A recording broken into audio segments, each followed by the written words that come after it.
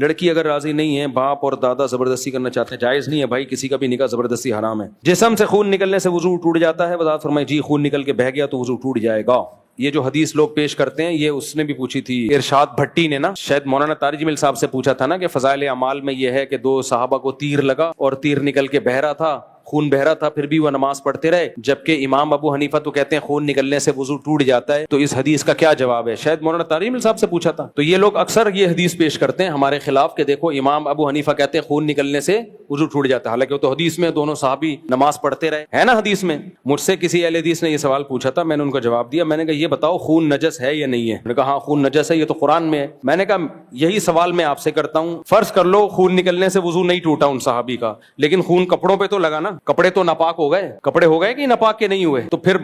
نماز کو کنٹینیو کرنا ان کے لیے جائز کیسے ہو گیا؟ نماز کے بیچ میں آپ کا وضو ٹوٹ جائے، نماز اسی طرح کنٹینیو کر سکتے ہیں؟ تو اسی طرح بیچ میں کپڑے ناپاک ہو گئے تو وضو کر آگے چلا سکتے ہیں اس نماز کو؟ ناپاک کپڑوں میں تھوڑی نماز ہوگی۔ تو میں نے کہا جو آپ کا جواب ہے وہی ہمارا جواب ہے، آپ کون سا اس حدیث پہ عمل کر رہے ہو؟ صحیح ہے نا؟ باطل کو جب بھی جواب دو نا الزامی جواب دیا کرو، تحقیقی جواب کا وہ اہل ہوتا نہیں ہے، تحقیقی جواب کے اہل وہ ہوتے ہیں جو محقق ہوتے ہیں، یہ محقق تھوڑی ہیں، تو طنز کرنے والے لوگ ہیں۔ تو ان کو بولا کرو جو آپ کا جواب ہے وہی ہمارا جواب، اس وقت کے بعد سے اب تک رپورٹ کے مطابق کوئی جواب ملا نہیں ہے۔ تو جب بھی کوئی اعتراض کیا کرے نا دونوں صحابہ کے تیر لگا اور وہ نماز پڑھتے رہے تو خون نکلنے سے تو وضو ٹوٹ گیا تھا، تو ان کا وضو تو نہیں ٹوٹا اس کا مطلب ہے، تو اس کا مطلب احناف کہتے ہیں خون نکلنے سے وضو ٹوٹتا ہے، غلط کہتے ہیں، یہ حدیث کو چھوڑ دیتے ہیں۔ تو اس حدیث کو تو آپ بھی چھوڑ رہے ہو بھائی، خون نکلنے سے وضو تو ٹوٹا، کپڑے بھی تو ناپاک ہو گئے، تو جو آپ کا جواب ہے وہی ہمارا جواب۔ یہ تو ہے الزامی، تحقیقی جواب اس کا یہ ہے کہ خون نکلنے سے وضو ٹوٹتا ہے، لیکن اگر انسان معذور ہو جائے، اس کو پتا ہے کہ کنٹینیو اب یہ نکلتا رہے گا پوری نماز کے وقت تک، تو پھر معذور کے لیے اسی حال میں نماز جائز ہے۔ ہم یہ کہتے ہیں کہ عین ممکن ہے ان صحابہ کو یہ غالب گمان ہو گیا ہو، کیونکہ بلڈ اتنی جلدی رکتا نہیں ہے کہ اب یہ فرض نماز ہے اور یہ چلتی رہے گی،